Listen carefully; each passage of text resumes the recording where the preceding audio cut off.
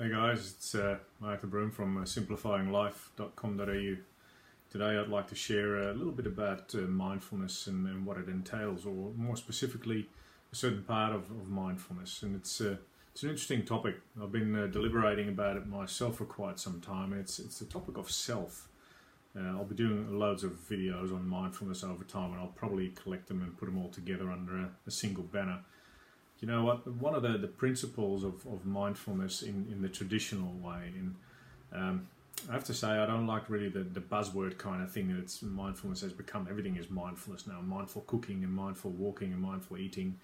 But really, when you look at mindfulness in a deep sense, it's a philosophy. I think it's a way of living that allows you to break free from all sorts of mental, emotional constructs, and from the idea that our past dictates our future, or our future is scary and therefore I should feel anxious. You know, it sort of helps you break free from that. Anyway, long story. I'll get into that one. But one of the principles of mindfulness is two, actually. Let me mention two. One is the impermanence of everything. There is no everlasting state. Philosophically, we might discuss that. You know, is there a soul that lasts forever? And I personally believe there is, but that's another story, another video perhaps. But when you look at a three-dimensional world and how we operate in it, there is no one thing that lasts. You know, we don't last. We're born, we live, we die. Yeah, everything comes up, grows, matures, and dies, and it's the process of entropy. As Deepak Chopra calls it so nicely, and other people do too. You know, everything is destined to ultimately go, disappear.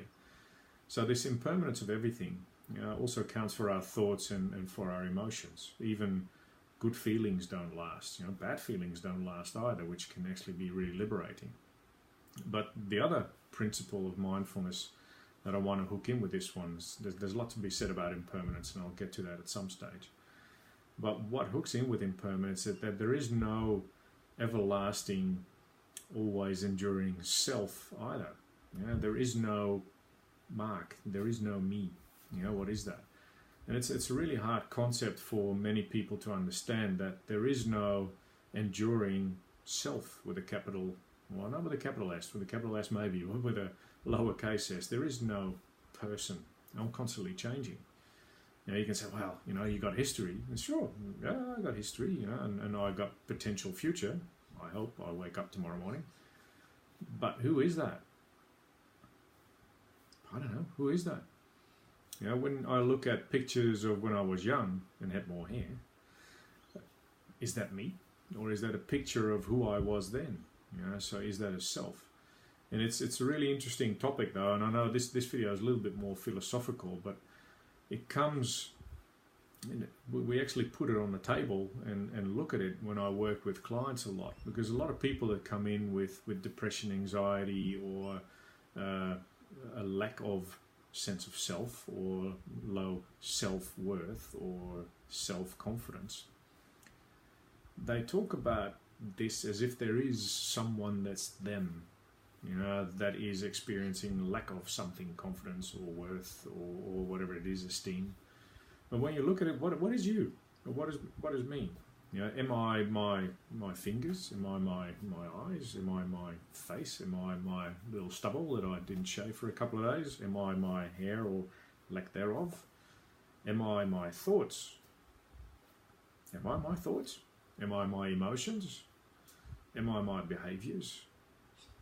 Who am I? And I know we can drink a couple of beers or a couple of glasses of wine on that one, but from a therapeutic perspective, when you start to look at the idea, the traditionally Buddhist idea, but the mindfulness idea, that there is no pervasive self, no enduring self, that can actually start to work for you. You know, you can start to look at, well, who I was or thought I was in the past doesn't have to be who I will be in the future, because there is no connection other than the connection we make. You know, the guy who's sitting here doing this video is a different guy who actually put this iPad on a little stand about 5 minutes ago. You might think, well, that's a bit radical, but it is. You know, my body has aged 5 minutes, so it's not the same. It's shed a couple of skin cells, it's built up a couple other cells. It's, its heart has been pumping. There's blood been going around. There's stuff being filtered out of my body. So I'm not the same guy that was sitting here 5 minutes ago, physically. The same goes for my thoughts. But that's where we often think we get this sense of self from. Like, I am and I have. We identify with stuff, and we own things. We think, we grab hold of them and then make them part of ourselves. But if it's true, and I definitely believe it is true, that there is no sense of self, and that self is a construct made up in here, behind your eyes, between your ears, then it's also possible to start changing that self. We are not determined by who we were. And sure, there's a fair chance I'll have to live with this body for as long as I last. But what goes on inside here is not set in stone based on who I was in the past and who I might be in the future. This self is constantly created from moment to moment. Forward and backward are mental constructs. So who I was is a memory. I can't talk of me, myself, other than in terms of what I experienced, so my memories. I don't even have a really accurate memory of what I did or who I thought I was yesterday or the day before, because our brain doesn't remember everything. I cannot recall second by second what I did or who I pretended to be yesterday. So what is that? Who was that? And it's the same with my emotions. The emotions I felt yesterday, last week, last month, last year, I might be able to recall them if it was really cool or really not so cool.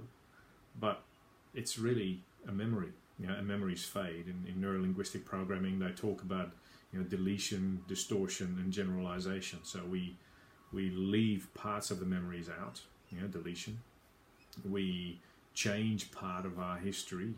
Tell something that definitely wasn't the case, and sometimes we get corrected upon it, or our story just changes and we leave it that way, which is distortion.